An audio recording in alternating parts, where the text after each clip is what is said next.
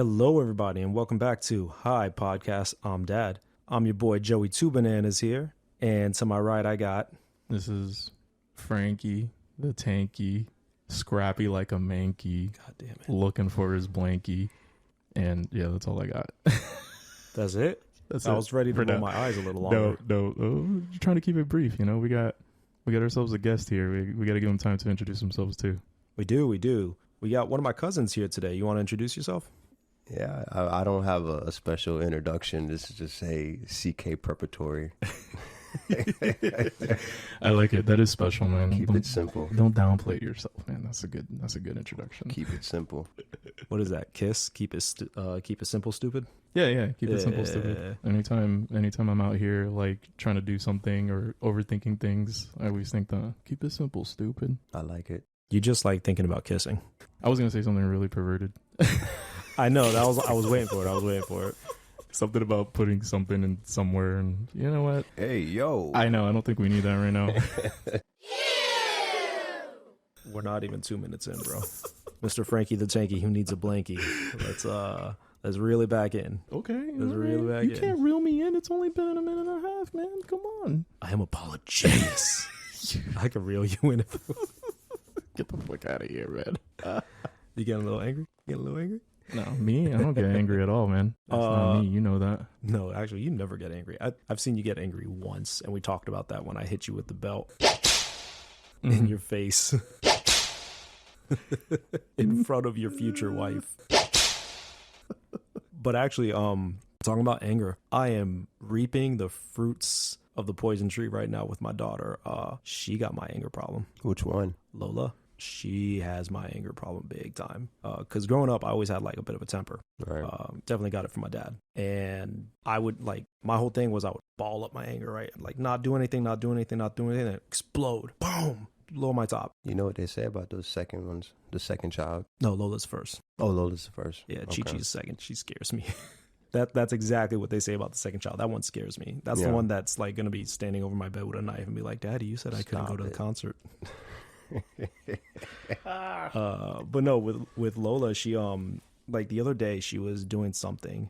Oh, she had a little fake plastic garlic clove from like her cooking set, and she's sitting on a little plastic Little Tikes deck that has like a I don't know, like a 45-degree angle or something on it, and she's trying to sit it on there, and it keeps rolling. And every time it rolls, she's getting upset and grabbing it and putting it back, and it rolls. Grabs it, put it back, rolls. Grabs it, put it back, rolls. And finally she goes, boom, and slams it. You see it. And like throws it. I was like, what the fuck? I was like, baby, what's going on? It no sting. And so I was like, baby, do what Daniel Tiger does. When you're feeling mad and you want to roar, take a deep breath and count to 4. She's like, I already, Daddy. Really? And I'm looking at that. I'm like, fuck, man, that's me when I was a kid. Like, now I got to learn how to deal with her anger. So seeing all that, it makes me wonder, like, is that her watching me, seeing me get mad, like when I'm in the office and like somebody sends me a stupid ass email? I'm like, motherfucker, like losing my shit. Is that her reflecting it now? It's fucking with me because I was like, I saw my dad getting angry when I was a kid and I hated that, right? And I ended up picking it up. But I don't know, man. That anger, learning how to handle that as a parent and then how to teach how to handle it, that's messing with me right now. So, you know what? I do CK Prep. I want to give you an opportunity to speak to this because we didn't really say you got kids too. You know, you wouldn't be on the Dad podcast if you weren't part of the crew. And how many kids you got now? You got like 10 kids now, right? Stop it. This fucker. No, bro, you know it's 12. It's got to be 12. I have four kids children That he's aware of. The guy looks at a hot ass bitch and then she just gets pregnant right away. Stop it. It is not that serious. You would think, but no, it's not that serious. No, that's exactly how serious it is. Fucking smoking hot baddie.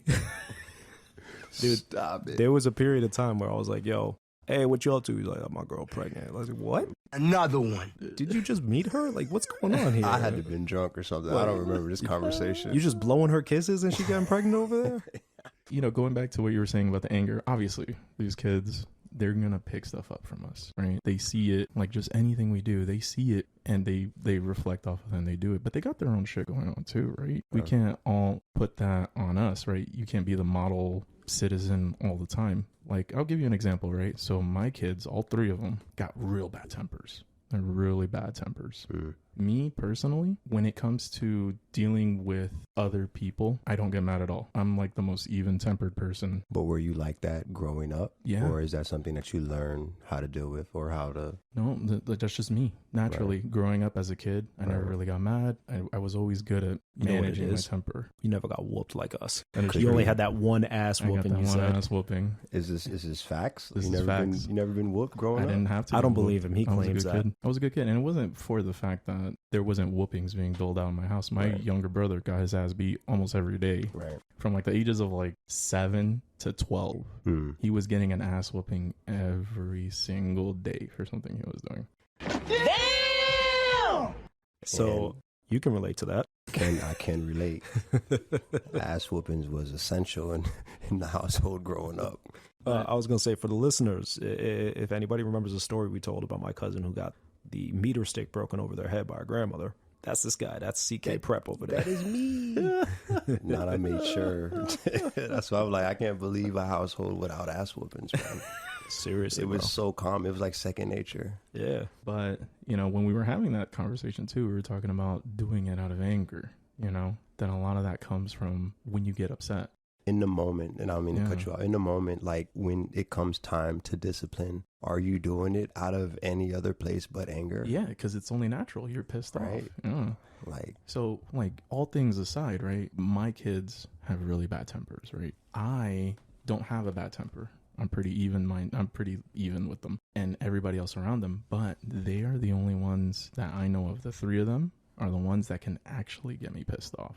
And when that time comes, I let them know, hey, I'm mad, I'm upset, I'm this, I'm not. And sometimes I blow my top. I'll be cursing like a sailor. I'll be doing all sorts of things. So they do see it from me, but they don't see it like, they're not modeling it after how I treat other people. You know what I mean? I'm not there tinkering with something, getting upset because it's not working. I'm not yelling expletives and going crazy because, you know, the patio door that I'm trying to fix isn't working with me. Yeah. You know? I mean, I speak from my experiences alone when it comes, excuse me, to dealing with, as far as like discipline with my children. I feel like when it's time to discipline, at that point in time, it is coming from anger, and then I can catch myself feeling bad in a sense, like, damn, should I take it there? You know, could I have like did it a different way? You know? Yeah. Like, I think I mentioned it one time that Lola was just doing something that was driving me crazy one day. And I kind of grabbed her arms, like, you know, when you grab both arms, and kind of pulled her to me, not hard or anything, but I grabbed her and I grabbed her firmly. And I think that it shook her and that stopped me. I was like, oh, that's out of anger that I'm grabbing her like that. Right. And all I was going to do was grab her and be like, say, look at me. I'm telling you, you got to do whatever. But I think that little bit of anger, putting it in, probably gripped her a little harder than I thought, and it shook her. It scared her. Did you see the fear? I saw the fear in her eye. Yeah, I was Have talking you about seen the fear, Frankie, in disciplining? Yo, yes. I think seeing the fear is what made me realize, and that's why I was like, you know, should I have took it there? You know, it was the fear in my daughter's eyes as me disciplining her, and it made me think like, damn, you know, I know discipline is necessary, but when I seen that fear, it was like, I don't want this. I don't want her to look at me like, hey, you know, I have the power to, you know, put that type of fear in her. I don't want her to fear me. I want her to understand why she's being disciplined. The respect.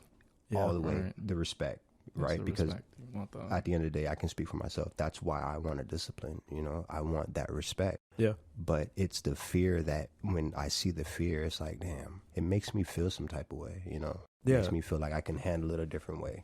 For me, at least, it makes me feel guilty. Like, am I disciplining her now to teach her a lesson or something like that? Or is it really just because I'm frustrated, you know? Because I remember my dad sometimes, like, I felt like you're going overboard when he was disciplining me. Right. And I was afraid of him. And I was like, I hated that feeling of being afraid of my father. Like, you know, I remember running and hiding in my room, right? So I never want to be the cause of that fear, but it's not like we can kill our anger, right?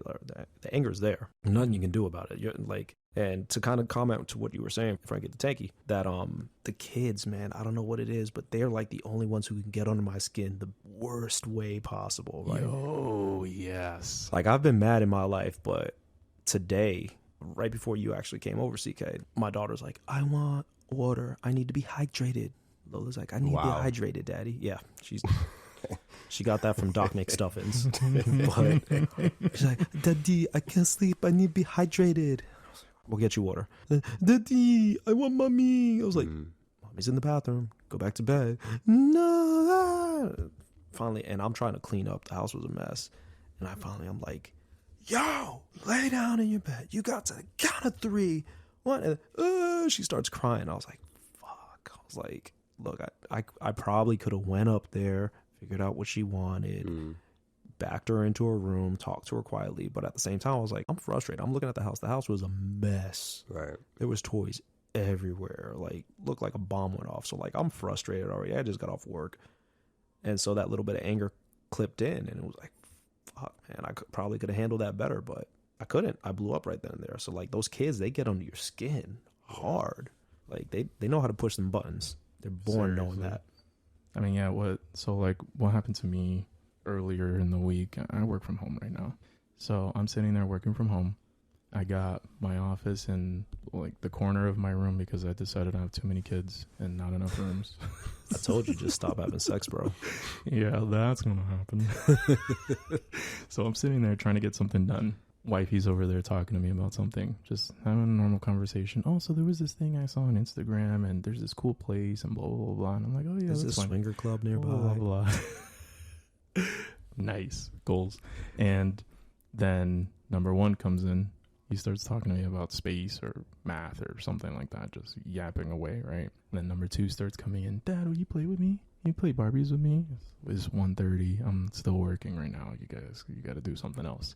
Number 3 comes in, starts climbing me, just getting all up in my face, onto me, just climbing on top of me, everything. And I'm starting to lose it. I know I'm starting to lose it. So I look. You feel it building up. Yeah, I feel it, and it's starting, it's building up. And I look over to wifey and I'm like, listen, I'm really just trying to get this thing done. You guys can bother me all you want. Once I finish this, I'm almost done. Just give me like 10 minutes. 10 minutes is all I asked for.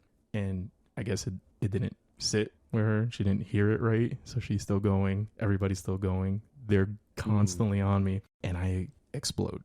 I exploded on all of them. I took the baby, took number 3, threw her on the bed.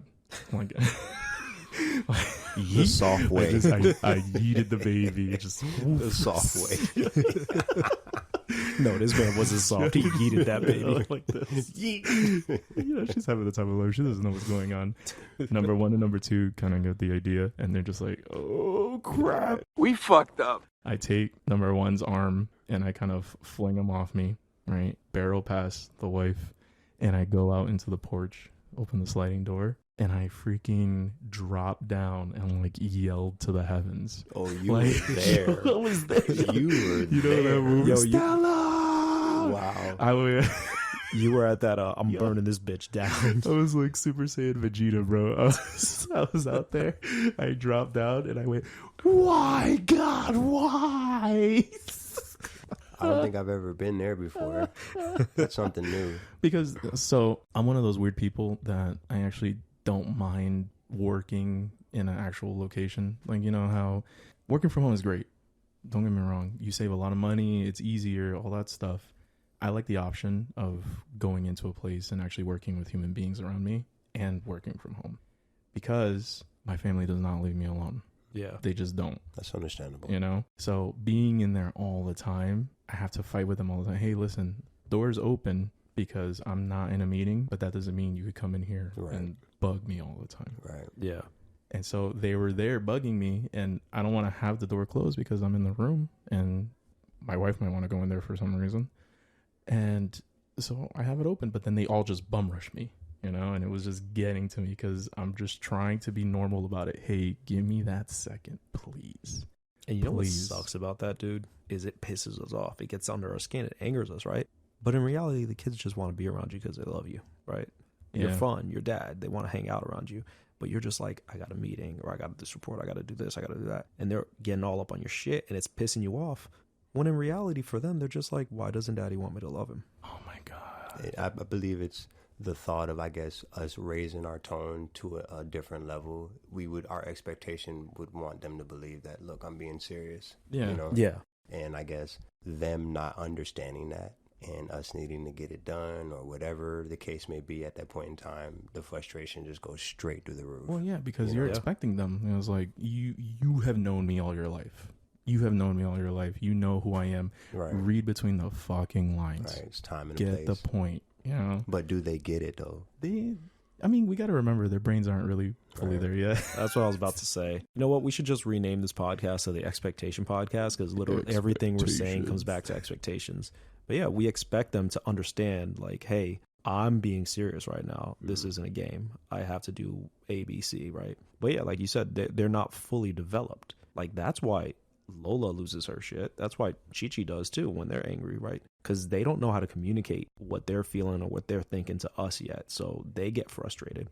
And honestly, maybe that's the root of all anger, really, because when you're angry and you're screaming, why, God, why? Or I'm in the car driving and all these kids are crying and I'm like, I could drive this car off the freaking bridge right now. In there, Like, bro. Yeah, I literally, we were on a 4-hour drive to Miami and my wife's like, she was like, baby, let's just go in the middle of the night. They'll sleep the whole time. No, those motherfuckers. And they did not Right. sleep through the middle of the night.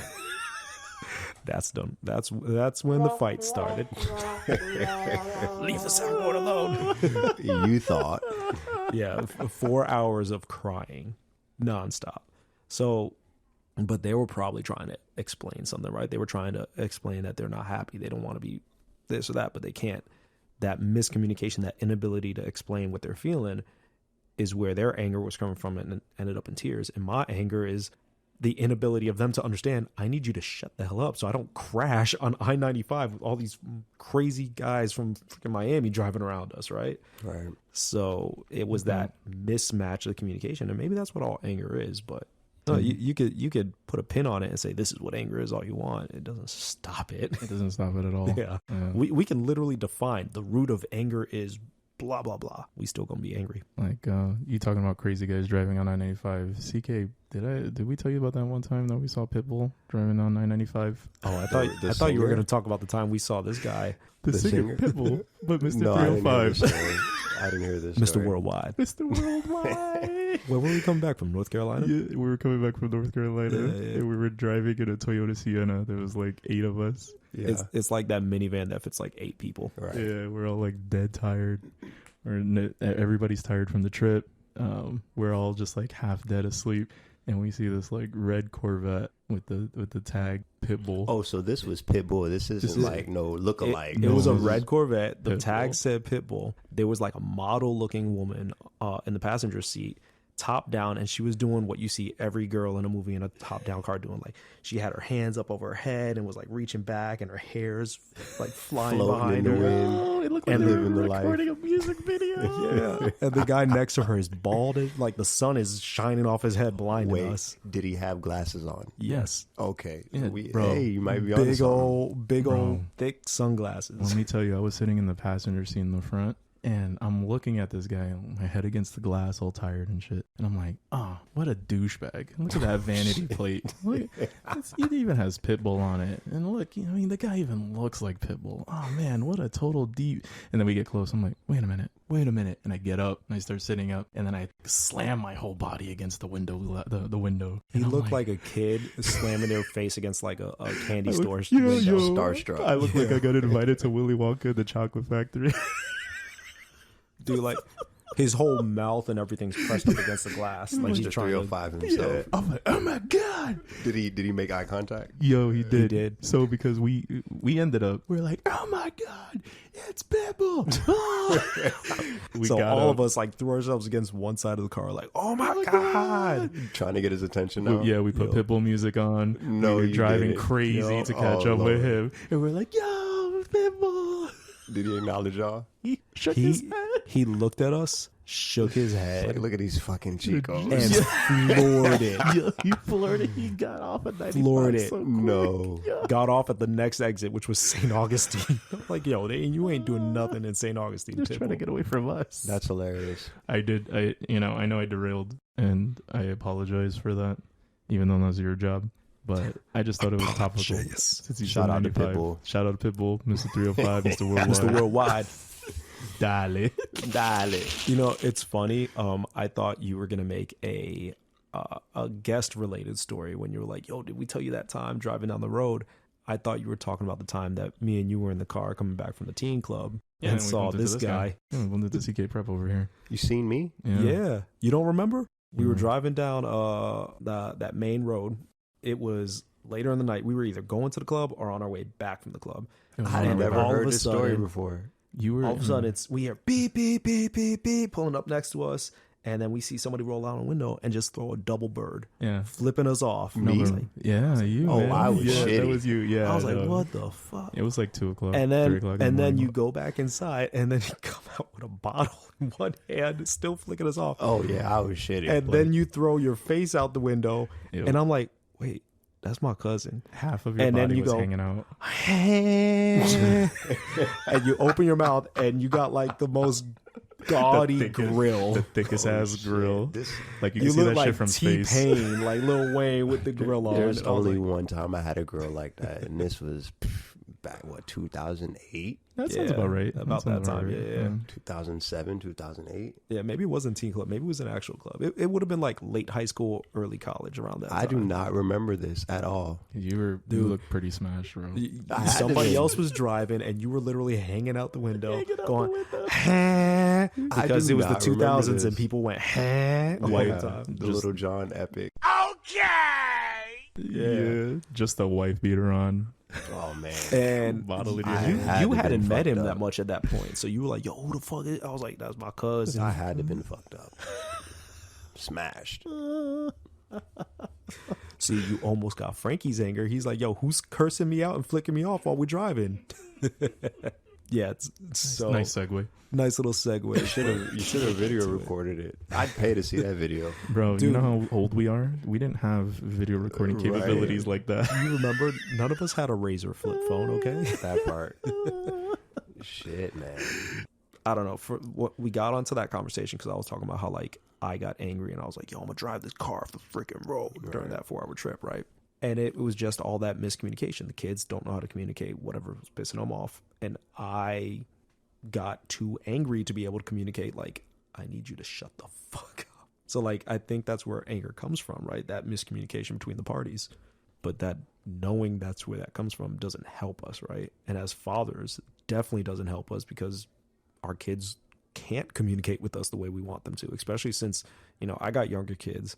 And you got younger kids at the moment, CK. I do. You got one young kid. The other two are a lot older. So, yeah, like, older. Number one can communicate a little better than be surprised. Yeah.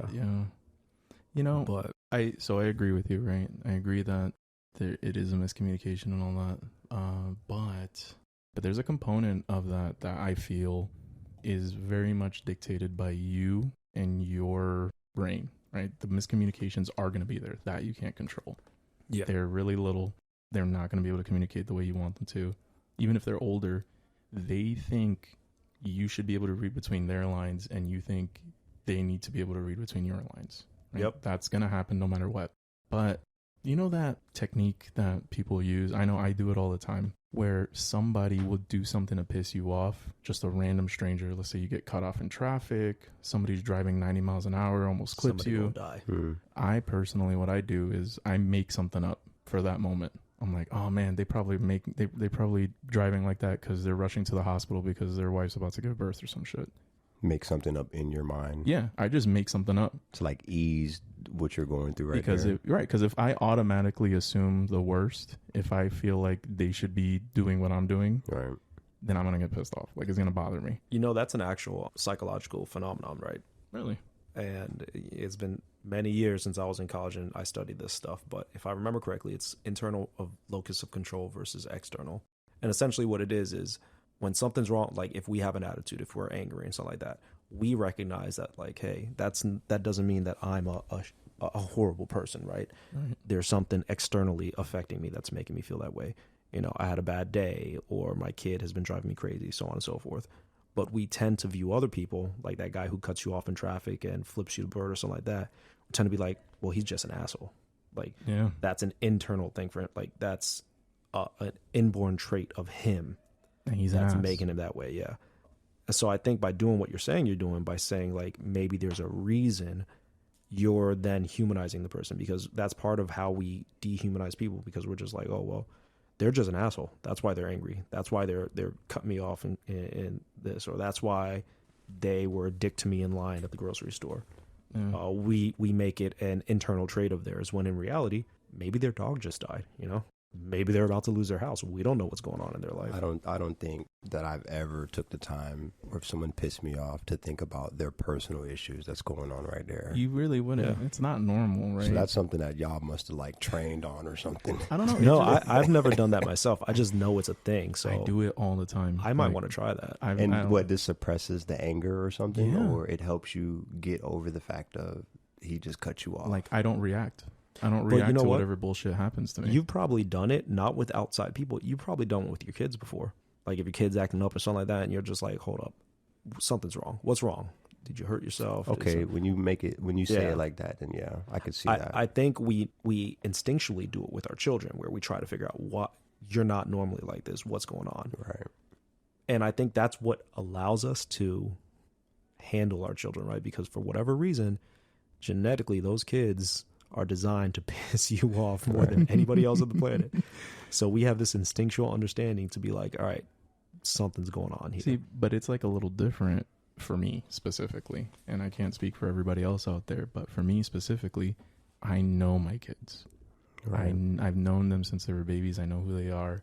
I know in what ways that they're assholes. I know what ways that they're really loving. So when they do something that really gets to me, I can't make something up just to keep my anger at bay. So you Right. can't flip that switch. I can't flip the switch like I do for random people. But you should know that there should be something else going on with your kids, because you know them so well. Right. Right, but it's too, like, that's going too far. That's making too much logic. That's using too much logic when I'm already getting pissed off. You know what I mean? Yeah. Like, it's hard for me. Like you're already there. You're already mad. Yeah, like I have to put the barrier up first. Right. You know, like, oh, this person just stepped on my shoe, you know, and they smushed on it. You know what? Maybe they're having a bad day. Maybe they have a thing against the shoes. Maybe my shoe company, I don't know, like, takes advantage of indigenous people in some country or whatever, and they're protesting against it. You know, well, yeah, No. they, whatever. Either way, maybe they're protesting the company through my foot. I don't care. I You know? absolutely hate Reeboks. Stomp. Smash. Those New Balances of yours. Hey, leave the dad Right. 2000s alone. Imagine. You know, like, yeah, I could tell when something is wrong, right? But for me, it's more of like is something medically wrong with you? Like, did you hurt yourself? Did something happen to you? Are you upset because you're the lion with a fucking splinter in your toe or some shit? I'm not thinking like, what emotional issues are you going through right now? Oh, or, you know, are you feeling upset because of X, Y, and Z? I have to. I should. But it doesn't come initially. You know what I mean? I mean, and not to cut you off or anything, right? But I think it's interesting that you say that, right? That like you can extend that mental schema almost to that thought process of humanizing somebody else, but you can't do it for your kids because you know your kids and stuff like that. Because to me, they should know better, because I've been raising them in a certain way that they should have. But it's crazy ability. because it's so much harder to do that for somebody outside, right? But you're unable to do it internally. It makes me wonder if like somehow in training yourself to do that, you flip some kind of switch where you're now unable to bring it for family. Do you feel the same way about like your extended family, like your brothers No, or your mother or stuff like that? Yeah, I can make shit up all day for them, and I know them too. Dude, that's so weird. It is That's weird, like right? biologically and like evolutionarily like a bad thing that you can't excuse your children's behavior. Like there are people whose kids murdered people and they're like, they're still a good boy. You're over here like, my daughter drew on my walls. She's the worst. Well, yeah, and I don't know. It's not really like stuff that you would normally get mad for. I don't get mad for messing stuff up, breaking things, those sort of things. Like I pick my battles. The normal stuff. Hey, I've told you 1,000,001 times to not chew with your mouth open. I've told you 1,000,001 times to clean up after yourself after you eat. I've told you 1,000,001 times to be able to do this, that, or the other. And it gets to me and I get pissed off because I can't make it up in my head like, oh, well, maybe they're thinking about something else. Maybe they're living their own life. Maybe they're whatever happened, because I know these kids. I know them.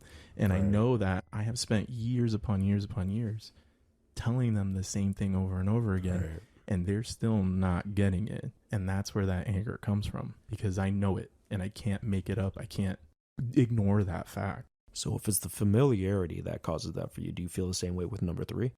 Yes, I do. That's a little unfair to number 3. It is doesn't very have unfair that. to number 3. She's literally not had enough time. She literally can't even communicate yet. Now that I think about it, I do the same thing with number 3. She gets it just as bad. That's rough. And I'm glad we're having this conversation, because it's making me realize that I do hold her to some standards for her age. And in reality, it's just because I've been saying a lot of the same stuff to the other 2. And I'm like, I've been saying this for years. She's only 2. Right. And you expect her to get it. Yeah, right. like She doesn't understand like 50% of what you say. Like, she's 2. exactly. And then it's just like, she's got older siblings to go off of. Right. But they don't do that shit either. You know what I mean? Right. I mean, they definitely learn from each other, though, because I've disciplining Livy in front of her brother. I can tell that he's learned some things from those actions, right? So I tell her, whatever, while I'm disciplining her. So in the same sense, when it comes down to him, there's sometimes I don't even have to say anything to him. He already knows. You know what I'm saying? So it's. Do you want to say their age difference so we can get an idea? Livy's 2 and Duda's 1. The age difference, they're right. They're neck and neck. Yeah. So I can see him learning from his older sister, the mistakes that she's making. So I have to repeat myself constantly to Livy. When it comes to Duda, say it one time and he's already, all right, whatever, because I don't want to get what she just got. You know what I'm saying? So he waddles out the room. And his thing is getting into the closet in the bathroom. They both get in there. They want to hide in between the clothes and stuff. And I'm like, get out the bathroom. Duda's already getting up, trying to get out of there. And Livy's looking at me, trying to push that button, like, all right. Well, that's that whole thing, because my kids, the same age difference as yours, Lola's the oldest, Chi-Chi's the youngest. Bunch of dumb bastards out here. I almost forgot her age. That's why I had to take a minute. I was like, oh, shit. But yeah, so like Lola, Lola's the one that don't listen. And I think that's a little bit of that age for her, right? It has to be. Because I'll be like, Lola, and we say it in Chinese and Spanish for her, and we'll be like, wash your hands. Shisoso, lavar los manos. Daddy, doing everything. I'm like, Lola, wash your hands. It's dinner time. Go wash your hands. You got Still to the count of 3, it. and then I'll turn and I'll say, Chi-Chi, shisoso. And that girl takes off, runs to the bathroom, and then she'll get to the bathroom, and if I'm not behind her, she'll turn around and go, and like point to the stairs, like somebody move the stairs so I can wash my hands. I'm not a fan of repeating myself, D is, so I feel like it's a conflict of interest for how I discipline and how she disciplines, you know what I'm saying? I don't like to repeat myself. I tell her, hey, look, do this, D wants to count to the 1, 2, 3 thing. I don't believe in that. I want to say what I have to say, and I want you to get it done. Right. And I feel like that's where the conflict of interest comes in. And it's hard too. Yeah, I mean, every time I have to say it over again, I'm getting that much more pissed off. Yes, just that much more pissed off. And by that time that I'm actually getting you to do it, I'm already mad. I'm yelling. I'm putting bass in my voice, and everybody's getting upset. And then I start threatening them, like, listen, if you guys can't listen, then I have to do this, or I have to take away this, or I have to blah, blah, blah. Yeah. And it's a vicious cycle. It all comes down to we're trying to avoid getting angry, and I just get angry. That's causing us to get angry, right? I actually do the 1, 2, 3 thing, and I do that because I realized that's helping me handle my anger, right? Because before I did that, for you, for me, because before I did that, I would be like, I would just snap and grab him and spank him or something like that, right? And I've said this before, I haven't really spanked him. I grab him and I just tap the butt lightly, right? So what I found out, right, is because I try a little of that gentle parenting stuff, and if she's not listening, then I'm like, all right. Oh wait, what's that? The gentle parenting thing is more. The gentle. Yeah. Okay. So then I'll be like, all right, look, I've done the gotten on your level, talked to you and all that stuff. You ain't listening. So you got to the count of 3. On the count of 3, the Puerto Rican's coming out, okay? And that's when the bass comes in the voice, and that's when I'm grabbing the chancleta. So the 3 works for me because by the time I get to 2, she's running to do whatever I say, right?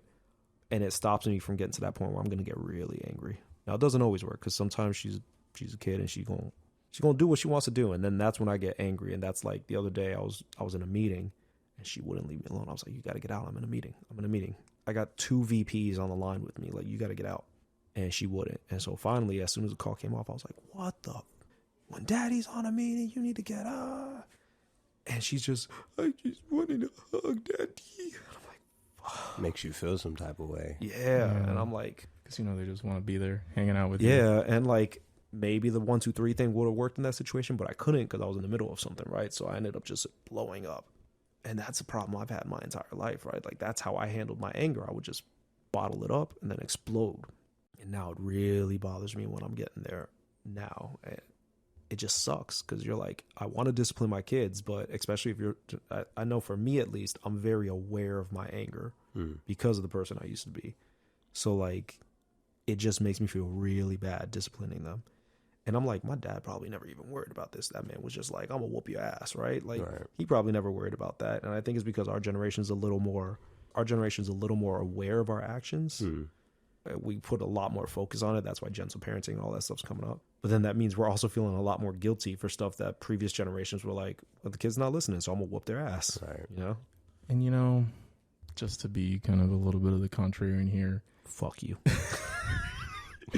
That shit worked. Like, disciplining, the being angry and being an ass works. and being that disciplinarian. Oh yeah. If you can actually stomach it and ignore that shit, that worked, man. It definitely works. I mean, that is literally the entire principle behind militaries, right? You become the asshole. You become somebody who's hard ass, will break somebody down, because the entire point is you're using your anger as a weapon to break them down, to build them back up, right? To gain order. And it works, but at what cost, right? Right. Do you think nobody says they love their drill instructor? Right. Do you think like our parents seen it from the perspective that we see it now? Like how we were speaking of earlier, as far as like when you do the discipline and you see the anger, or you see the fear. Yeah.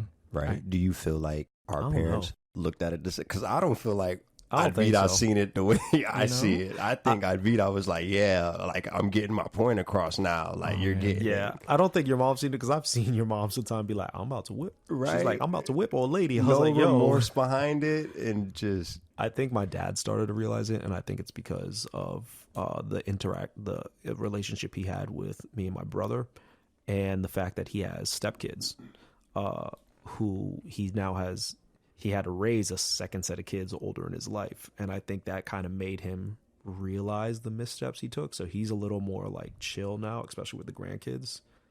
And I think that's why. And there's also a complete difference from your own to having stepchildren. Yeah, I think that switch of having to learn how to handle a stepchild chilled him out, right?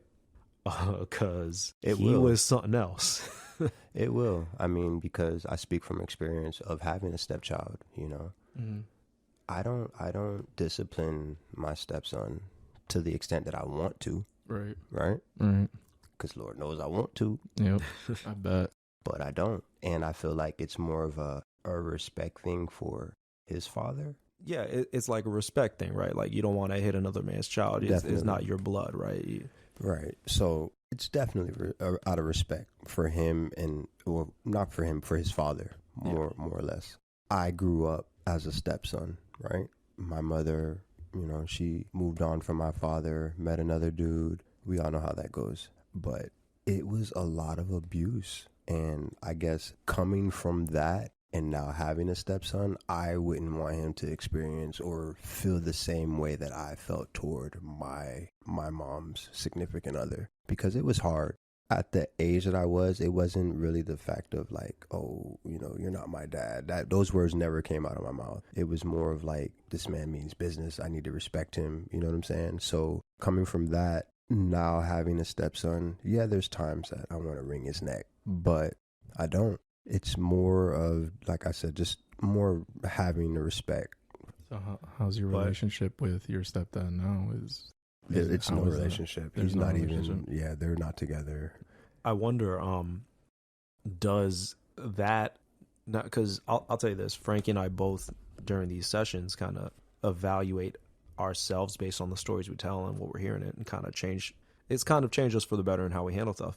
Speaking it the way you are now and talking about how you know your stepdad was with you, do you think it makes you kind of reevaluate how you approach disciplining in regards to anger being involved? Because Absolutely. yeah, Absolutely. because it sounds like there was a lot of anger in all the discipline he was doing. Yeah, it was hard, you know, as anyone can imagine.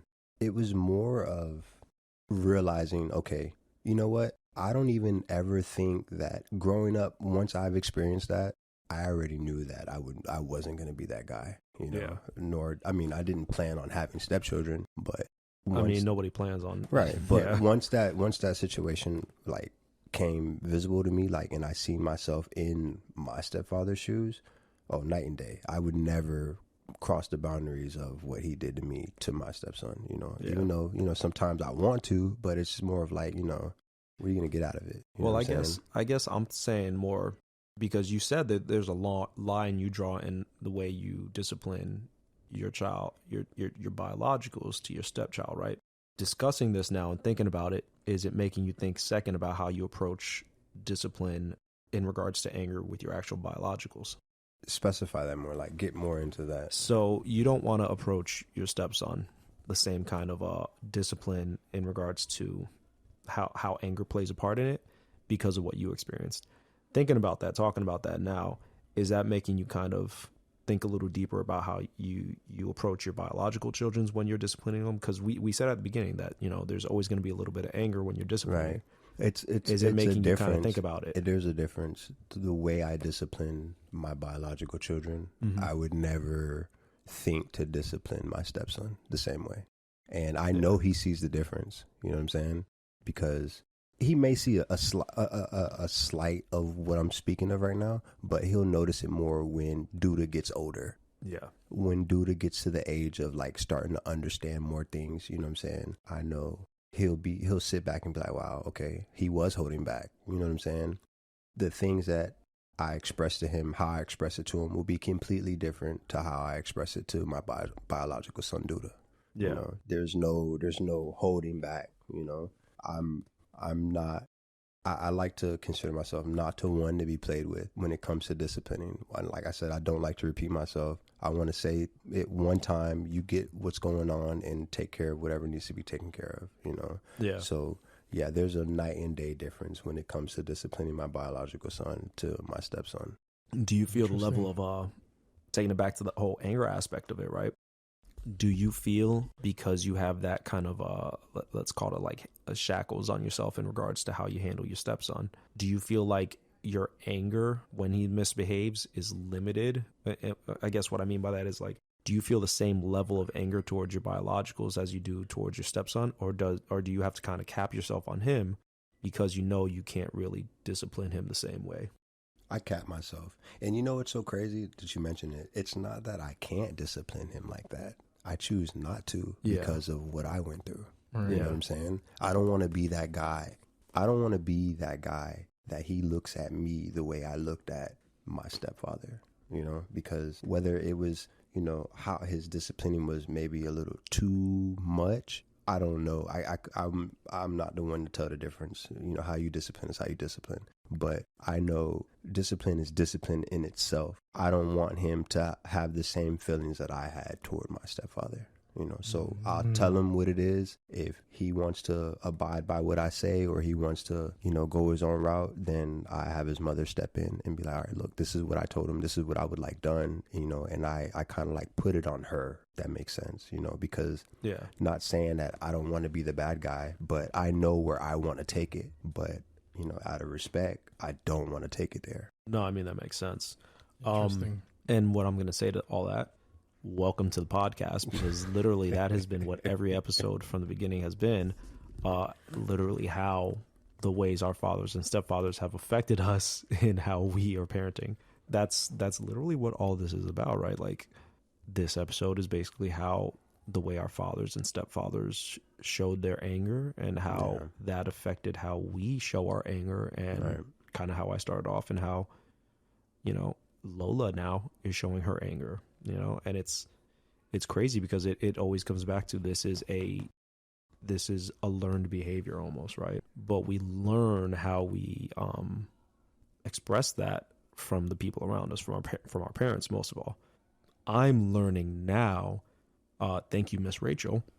That's the show that Lola likes to watch, and I'm learning how to handle my anger from that, because, you know, the way she handles the kids and the way the kids listen to her actually ends up working. So now, like, when I start getting angry, I'm like, her whole thing is she does repeating, or not repeating, but like she says it in a special way. So like if she's not listening, I'll be like, "Hi, Lola, can you show me how to wash your hands?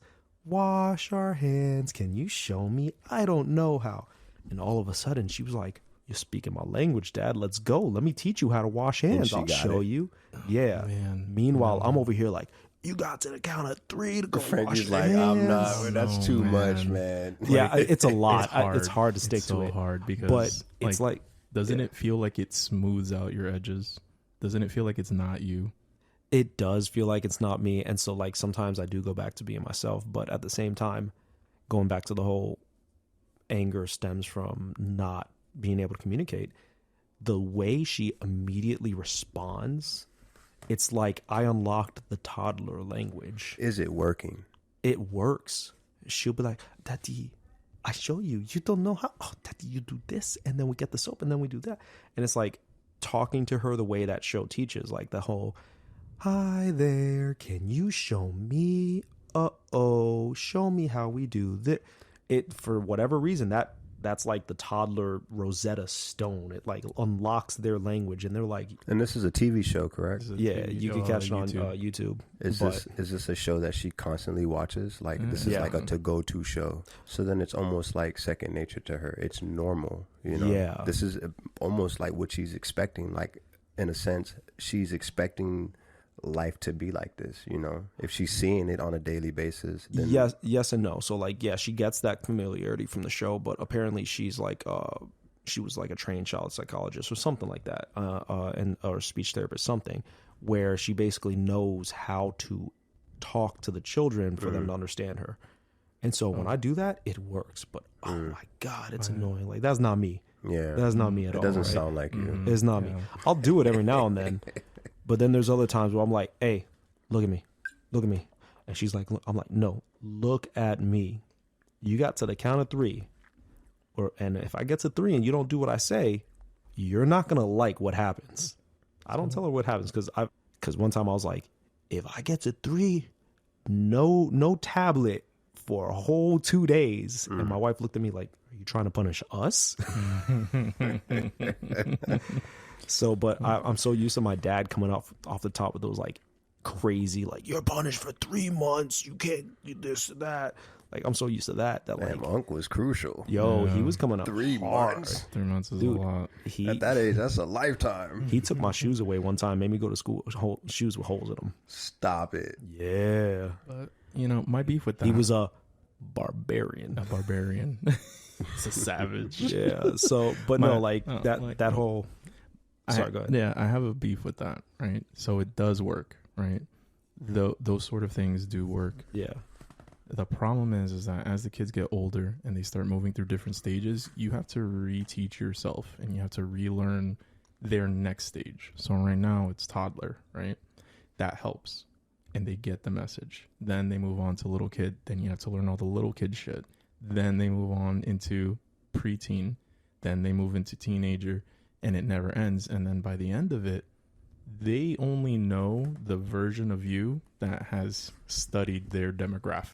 Kind of makes you wonder, like, is it the way that we were disciplined that made us how we are today? Probably. And if we continue the route that we're going now, like, for instance, what you said, Rachel, will that determine how she is going to be? Yeah. You know? And then you'll have a bunch of kids like us. You know, we're in the same kind of demographic. We have a lot of the same experiences. We feel a lot of the same certain ways. But we were raised really similarly. Right. And if these kids are being raised by Miss Rachel, and then whatever the next shit is for the next 3 years, and then whatever the next shit is for the next 5 years after that, they're going to end up the same with their own set of beefs. Kind of makes you think. But you know what? To go to a callback, I respectfully disagree. Fuck you. No, you got a point, right? But at the same time, who's to say that like the way we were raised is the right way, right? Yeah, we're having to adjust and be chameleons, but the kids are changing too. Why shouldn't we change to fit them, right? Like, we're their parents, the only people in the world who are supposed to understand them. So like, what makes disciplining with anger or expressing our anger towards them a more right way than learning how to communicate? I think That's we have anger. appropriate for them at that age. I think we have anger for a reason. I really do. I think we do. express anger for a reason. There's something in our monkey brains that really resonate when somebody else is angry. You can tell when somebody's angry even if you don't know them. You see the guy walking down the street, he's got his shoulders up, he's, real tense, really everything. You know that guy can't be messed with. You know he's upset. There's an important aspect to that. And I just feel like there's something in the middle where we can get across to our kids that we care about how they feel. We understand how they feel. We can be angry at them. We could be the disciplinarians. But at the same time, they can understand, or we can get them the idea across that it's coming from a place of love.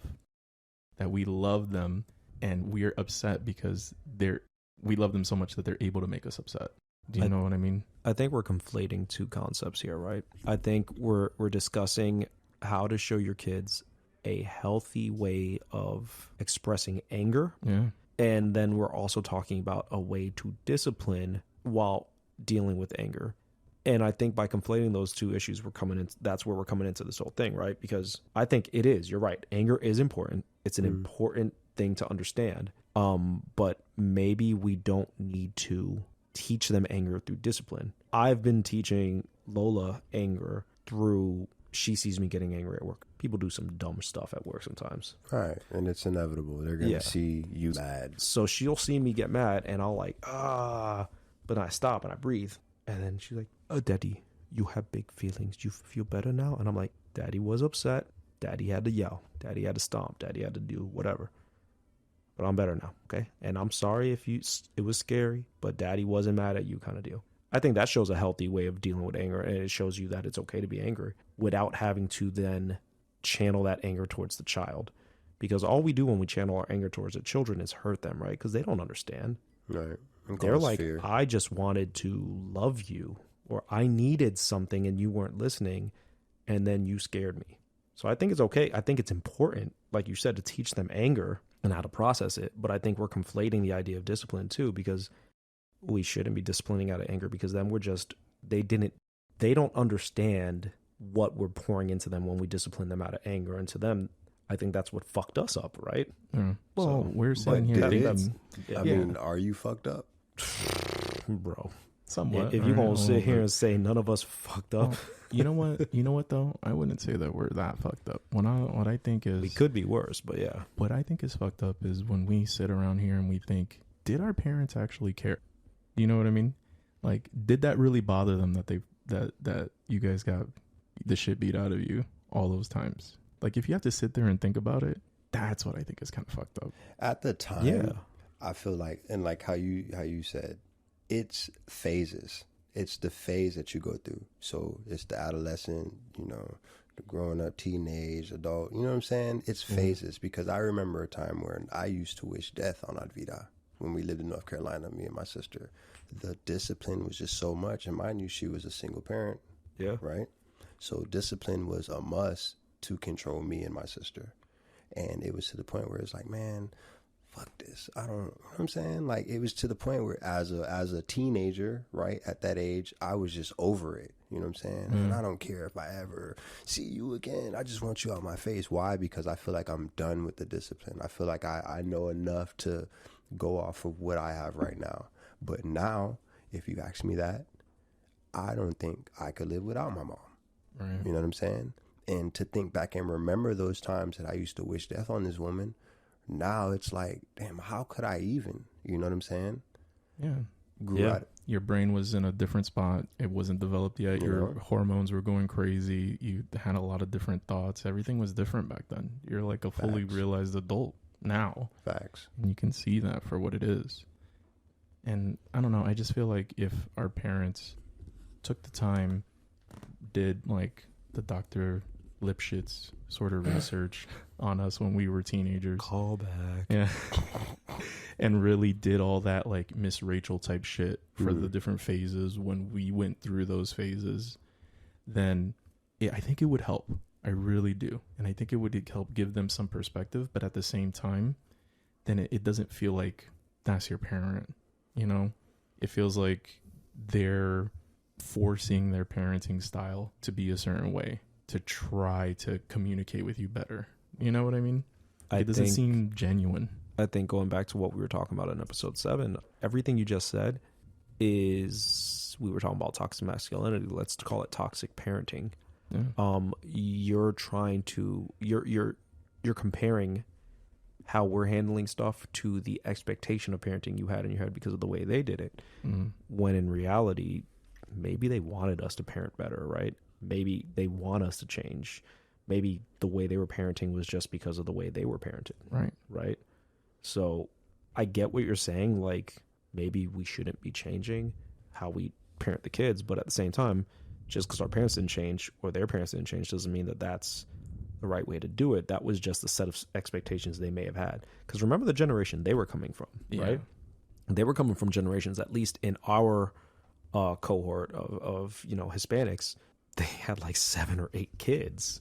You know, sometimes they were one of like 12 or 13 with only 8 surviving, right? So those grandparents were one of big families, and then the parents were one of like 7 or 8. So there was a different kind of parenting going on because, you can't change how you're interacting for each kid when you have 8 kids. I mean, like some of the stories that come out of my mom and her family when they talk about my grandfather and how he was, speaking of anger, this guy was a fucking monsoon. This guy was a terror. Like everybody was afraid of my grandfather. And if he were alive today and you could psychoanalyze him, whatever, they would probably say he was some antisocial, psychotic, whatever, because this guy was punching out police officers. This guy almost shot a guy and he thought he killed him, but he missed because he was old and getting blind. And you hear some of the stories that my aunts and uncles are saying. It's like, oh yeah, remember that time that I didn't sweep up this dirt off the floor and Pop picked me up and threw me against the washing machine and there was a giant dent in it. And they're all sitting there laughing about it. Right. And I'm just like, you guys were like physically abused. Do you remember when our boyfriend snuck into the house and instead of dealing with Pop because they heard the door rattling and opening, they decided to jump out the 3rd story balcony and act like you ain't never jumped out a window to escape a dad. A window is fine. 2nd floor is fine. 3rd story balcony onto. Oh, you got a point there. Yeah, you got a point there. Yes, 3rd story. Every single man in this room has jumped out of a window before, but not of a balcony. No comment. Don't even say no comment, because I was waiting outside the window for you one time. Oh shit. Yo, sometimes I forget you're my fucking cousin, bro. Yup. I was waiting for you outside that window. I was lookout.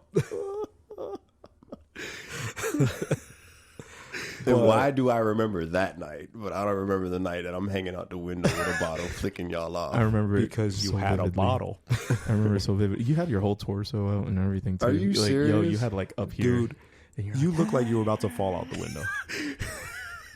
Good times. Good times. Cheers. But you know what? But that's going back to it, right? You said, yo, you guys were physically abused. Mind you, I'm telling a story about when we were getting our asses whooped by our grandmother and she broke a freaking Home Depot meter stick over his head. Yeah. Right? Like, that's no bueno. It's no bueno. No. Or my dad used to have. Nowadays, it'd be no bueno. But back then, that was like, oh, he deserved it. My dad had a special belt in the broom closet that was the ass whooping belt. I remember that. Yes, right? It was super thick. I remember that. Thank you. I thought I made it up for a while because I was like, there's no way he had a special belt. There's no way that's He real. had a special thick ass belt. So like, Or how I told you how like my mom beat me with a Bible. Don't know if she was beating the devil out of me or Jesus into me. Didn't work either way.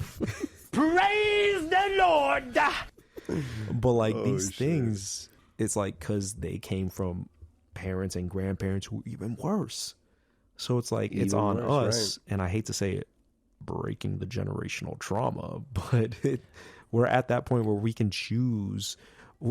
We have more free time than our parents ever did. We have less kids.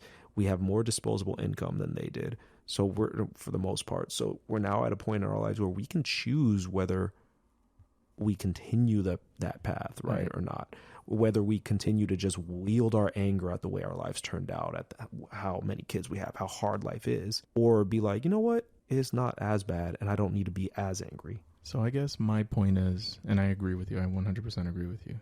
That's all good stuff. My point is that I agree with you, but fuck your point.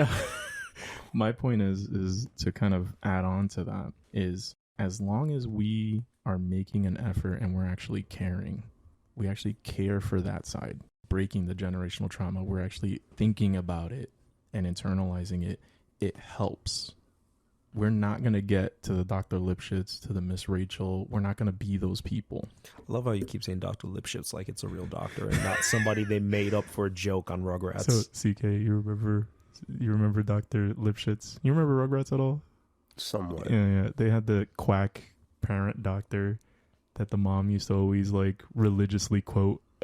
It's my general stand-in for all that, like, this is how you be a perfect parent bullshit that you hear out there. Right. You know, so essentially, look, I'm just saying, if you have a special belt in a special closet to whoop your kids, you might be using anger as a disciplinary method.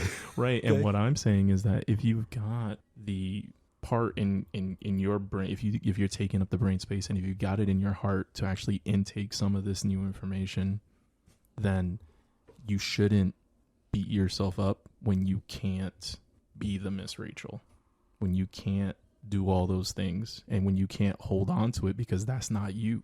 And your kids are going to know that, and they're going to see for what it is. And instead of it being a benefit, if you're always trying to be like that and to dissipate that anger, they're going to resent you for it because they know what the standard is. They know Miss Rachel doesn't yell at them. And eventually you are going to yell at them no matter what. Do you know what I mean? I yelled at him earlier. Right. No matter. I mean, I get what you're saying, but I think you can't beat yourself up. I think you're projecting how we would handle it on our kids. But if we're raising them differently, they may view it differently, right? Yeah. Because I can guarantee you're not raising your kids, CK, the way your mom raised you. You're definitely approaching them a little differently. I don't have a special belt in a special closet right now, okay? So I know I'm definitely raising my kids differently. Fucking barbarians. I mean, I do, but it's for when we're trying to make number 3. But and I know you are not raising your kids, Mr. Tanky, the way you were raised. In that, first of all, none of your kids' friends have probably seen your wifey naked. So there's that. Yeah, there's that. That's a big one. But hold on, am I missing something? My mom has a weird fixation with getting people to see her titties. Okay. I'm the only one out of the friend group who hasn't. Joey Two Bananas is the only one that hasn't yet. Every time she's tried to like trick me into it, I'm like, And she's like this. I know what you're trying to do, Bugs Bunny. She'll lift up her shirt. Thanks for the heads up. Yeah. She'll lift up her shirt a little bit like this. She'll be like, hey, are you looking? That's fucked up. I lost the second point where I was like, first of all, that's the first thing. But second of all, like, you got 3 kids and you don't have a single kid that you've treated drastically different. Like, for example, between you and Hentai Senpai, where you never got hit, but your brother got his ass whooped every single day, like it was on schedule, right? Yeah. So everybody gets the same ass whooping. Yeah, they all of them could get these hands. These hands rated E for everyone. These hands are rated E for everyone. Sometimes they're like, "Oh, can I have it?" Like they're pissing me Tyson. off. Well, Dad, can I have a? Lord. I'm mad. Can I have a snack? Like, yeah, you can have this knuckle sandwich. I'll fly you out. Fist class. Can I going on a tangent here before we start wrapping up, just because we're saying these hands are rated E for everyone. Lord. And anger. this kind of ties into anger, but if you ever want to realize why anger might not be the best way to handle stuff, look at old Mike Tyson interviews. Because that man has some anger issues, and he would get so angry that motherfucker would say some weird shit. I was watching a video the other day where somebody like yelled something at him in the press conference. Yeah. And he was like, I will fucking eat your ass. Why you gonna talk to me? I will fuck you. I will fuck you up. He was like, I will fuck you till you love me. Trending. I've seen that. It was like this man got so angry, his brain short circuited, and he told a full grown man, I will fuck you till you love me, and I will eat your I'll ass. make you love me, though. He said that. So if you ever, and I think he meant it too. He probably did mean I it. mean, he was in prison for a long time before He that. meant that shit. But this man, if you ever want to see, maybe I shouldn't be so angry, think about Mike Tyson, because that man got so angry at stuff that he would just short circuit and say some weird shit. Like, didn't he say one time, like, I'm a cannibal, I'll kill you, I'll eat your kids? And it was like, and I'm just ferocious. I want your heart. I want to eat his children. Pause. What? I mean, what, dude? I mean, he ate Evander Holyfield's beer, so like, I mean, it's not far from reality. But yeah, so my tangent, that actually was a pretty good tangent because it wasn't too far off. But when you said these hands are rated E for everyone, That was a good one. that brought me to it. But yeah, man, if you're ever wondering if you're too angry, just remember when Mike Tyson got angry, he got weird. So maybe back off the anger a bit. Do we agree that discipline is necessary? Oh yeah, Discipline is definitely necessary. I just think we need to separate discipline from anger, because I'm not trying to raise a soldier, right? I'm not trying to make them hate me because I'm using anger and all these scare tactics to make them understand. I just want to teach them to be a better person than I was, and to be a happier person than I was, and to not do dumb shit. I felt that. Yeah, from my perspective, I'm not raising soldiers. I felt that. Yeah. From my perspective, the way I see it is, I kind of just want my kids to know me, and I want to know them, right? I want, by the time they're adults, by the time I'm an old man, I can't do shit, whatever, I want to understand who they are as a person, and I want them to understand me as a person. And I don't think that really doing all these extra things to the point where I'm like really bending over backwards and killing myself and, you know, doing all the learning and trying to figure all that stuff out and filtering myself to the point where I can't get angry at them, even though that's me and that's who I am. I think that would bother me more. You know, I'm not trying to raise soldiers either. I don't think I could. My kids don't listen to me for shit anyway. Like we'd be the fucking doofiest ass military in existence. Ted Hood. What'd he say? Yeah. Dad, did you know that the population of Papua New Guinea is blah blah blah blah blah? Will you play Barbies with me? And then the other one over there, like, oh Lord. or like the legit police academy. Yes. Oh yeah. But Is number 3 the one that makes all the noises? Yeah, she's over there singing at the top of her lungs. No, I'm thinking of the guy from Police Michael Academy. Winslow. Yeah. What was his name? Michael Winslow. Michael Winslow. I think that's the actor's name. Yeah. But I really, because I feel like there's not a whole lot that I can really control, you know? Like, I can't even really try. You can control your anger. Yeah, I could. I really could. One of the few things we actually do have control over. I could do the tactic that I do for random people, and I could cool it before it gets to that point. But at the same time, I can't control if they are happier than me. I can't control if they do better than me. I can't control all that, but I can try to make it easier for them and at least let them know that I care and let them know who I am as a person, Right. and try to learn who they are as a person. And I think in the process of that, there's going to be a lot of things that are kind of fucked up or like don't coincide with like the air quotes right way to do stuff. Yeah. You know, that's just my opinion on that. I get what you're coming from. And I guess, you know, it sounds like we're all disagreeing a little bit here, there, and everywhere, but we're all saying the same thing for the most part. Yeah. We're taking a little bit of a different path to get there. Yeah. I mean, I'm gonna say, Mr. Tanky, you're probably taking the farthest path. It's because I didn't get my ass beat. That's what it is. Yeah, I was gonna say, like, I didn't get my ass beat. That's why. Like, you took the path to get there that this man took to get to my house today. He went 20 minutes out of his way. Let's talk about it. Because he decided he didn't want to look at the direction. He was like, I know how to get there. I thought I that know was these the roads. way. I just didn't want to take the turnpike. There's some country country out here. Oh, yeah, there is. No, but I think, you took a roundabout way to get there. But I think it's coming from the fact that, first of all, you didn't experience the same kind of physical discipline filled with anger that we did. Mm-hmm. And secondly, you also have a very strange way of dealing with outsiders and anger, which may be influencing how you handle anger internally, family-wise, right? Yeah. Mr. CK Prep, you're the guest here. Before we start wrapping up, like, let's hear your final thoughts on all of this. Not to put you on the spot, but hey. That's why I asked the question earlier. Do we agree that discipline is necessary, right? Because we got Tanky here that, had little to zero discipline. And I already know your background, right? And, Physical discipline. Right. And I feel like, I know yours to a certain extent, but I know mine in depth. Yeah. And I know if anybody, it was hard, So knowing the background that I came from, do I switch it up?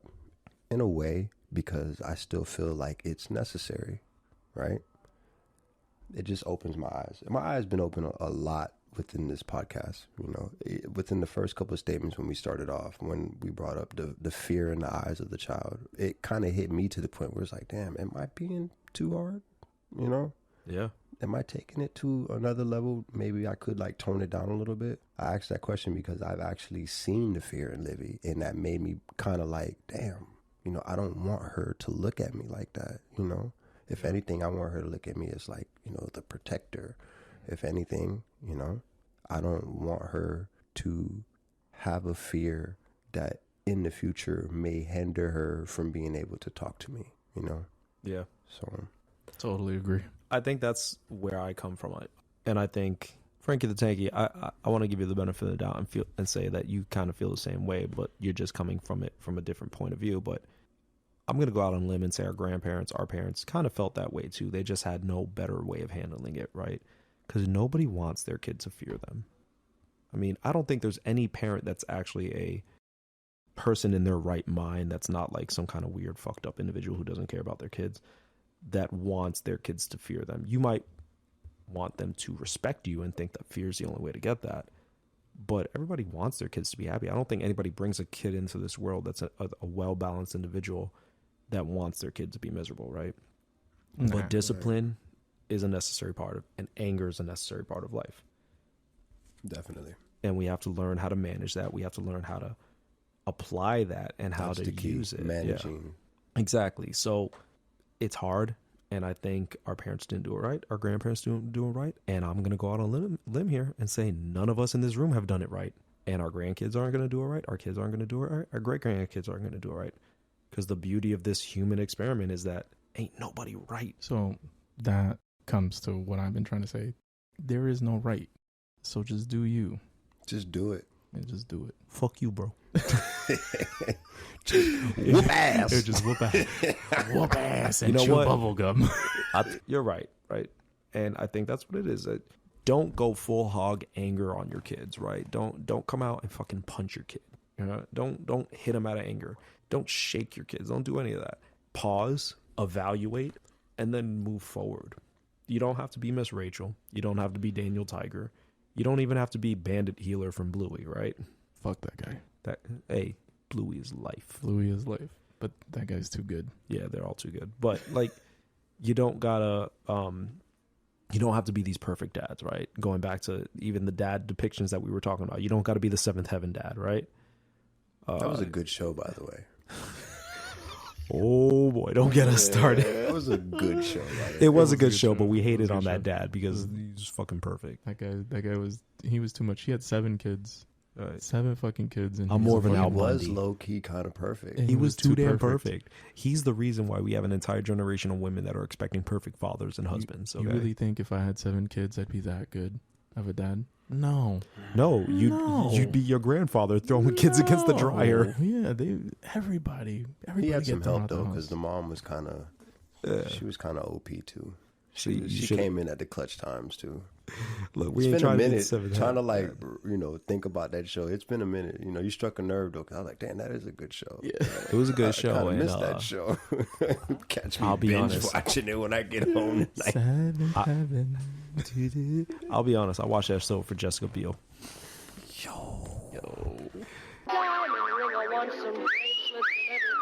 Yes, sir. Moving on. Moving on.